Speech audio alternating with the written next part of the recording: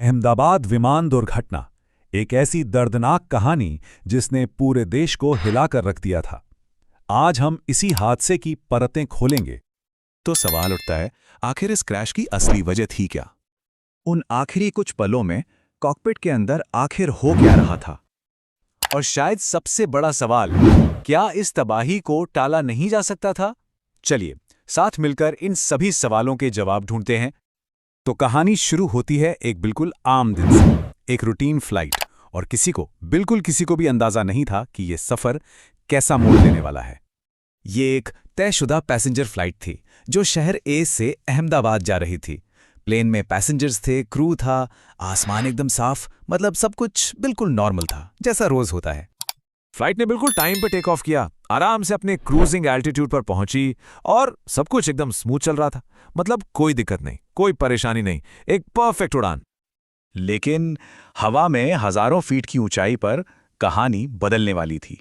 यहीं से मुश्किलों ने दस्तक देना शुरू किया। सोचिए, फ्लाइट अपनी सामान्य ऊंचाई पर है, सब कुछ ठीक है, और तभी अचानक कॉकपिट में एक वार्निंग लाइट जल उठती है। पता चला कि प्रॉब्लम ऑटो पायलट में है। उसने अचानक काम करना बंद कर दिया था। अब इसका मतलब क्या है? इसका मतलब यह है कि अब प्लेन को पूरी तरह से हाथों से कंट्रोल करना होगा। सारा का सारा कंट्रोल अब पायलटों के हाथ में था। पायलटों ने एक सेकंड भी बर्बाद नहीं किया। कैप्टन ने फौरन प्लेन का मैनुअल कंट्रोल अपने हाथ में लिया और फर्स्ट ऑफिसर ने एयर ट्रैफिक कंट्रोल यानी एटीसी को सिचुएशन के बारे में बताया। फैसला साफ था, जल्द से जल्द अहमदाबाद एयरपोर्ट पर उतरना है। जो चीज एक छोटी सी तकनीकी खराबी लग रही थी, वो अब एक बहुत बड़े संकट का रूप ले रही थी। और फिर कॉकपिट से वो 3 शब्द गूंजे जिसे कोई पायलट अपनी जिंदगी में कभी नहीं बोलना चाहता। मेडे, मेडे, मेडे। एविएशन की दुनिया में यह सबसे बड़ा अलार्म है। इसका सीधा मतलब होता है कि विमान और उसमें बैठे सभी लोगों की जान बेहद गंभीर खतरे में है। इतना ही नहीं, पायलटों ने अपने ट्रांसपॉन्डर पर 7700 कोड भी सेट कर दिया। ये समझिए कि ये एक तरह का यूनिवर्सल इमरजेंसी सिग्नल है जो आसपास के हर एयर ट्रैफिक कंट्रोलर को बता देता है कि एक प्लेन बहुत बहुत बड़ी मुसीबत में है। अब अहमदाबाद की तरफ बढ़ते हुए हालात काबू से बाहर हो रहे थे। प्लेन को कंट्रोल करना लगभग नामुमकिन सा हो गया था। एयर स्पीड वो खतरनाक तरीके से ऊपर नीचे हो रही थी, और कॉकपिट वॉइस रिकॉर्डर की रिकॉर्डिंग्स बताती हैं कि पायलट आखिरी सांस तक उस प्लेन को बचाने के लिए कैसे लड़ रहे थे। तो चलिए अब बात करते हैं इस उड़ान के दुखद अंत की, बचाव कार्य की और उस जांच की जो इसके बाद शुरू हुई। बिल्कुल आखिरी पलों में प्लेन का ऑटोमेटेड सिस्टम चीख रहा था, पुल अप, यानी ऊपर खींचो, लेकिन प्लेन कोई जवाब नहीं दे रहा था। और फिर विमान रनवे से कुछ ही दूर जमीन से जा टकराया। लेकिन इस भयानक तबाही के बीच एक बात हैरान करने वाली थी। एयरपोर्ट की इमरजेंसी रेस्क्यू टीम वो सिर्फ 90 सेकंड के अंदर क्रैश साइट पर पहुंच गई थी।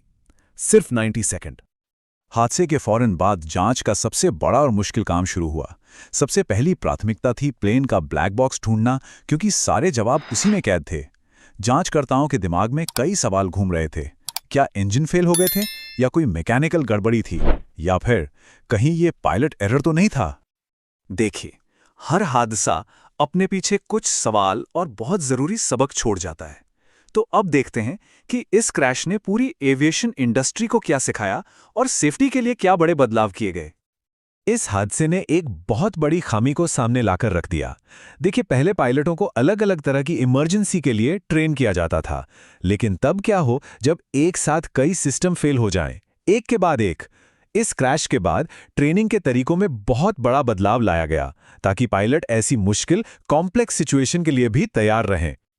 इस क्रैश ने फेल सेफ सिस्टम की अहमियत को फिर से साबित किया। मतलब ऐसे सिस्टम जो किसी एक हिस्से के फेल होने पर भी प्लेन को संभाले रखें। इसके साथ ही एयरक्राफ्ट मेंटेनेंस के नियम और भी कड़े कर दिए गए। यह सुनना अच्छा नहीं लगता, लेकिन सच यही है कि ऐसे हादसे ही पूरी इंडस्ट्री को और ज्यादा सुरक्षित बनने पर मजबूर करते हैं। और आखिर में ये सब हमें एक बहुत ही बुनियादी सवाल पर लाकर खड़ा कर देता है। क्या हम हादसों से सबक लेकर फ्लाइंग को कभी पूरी तरह से सेफ बना सकते हैं? ये एक ऐसी कोशिश है, एक ऐसी तलाश है जो शायद कभी खत्म नहीं होगी।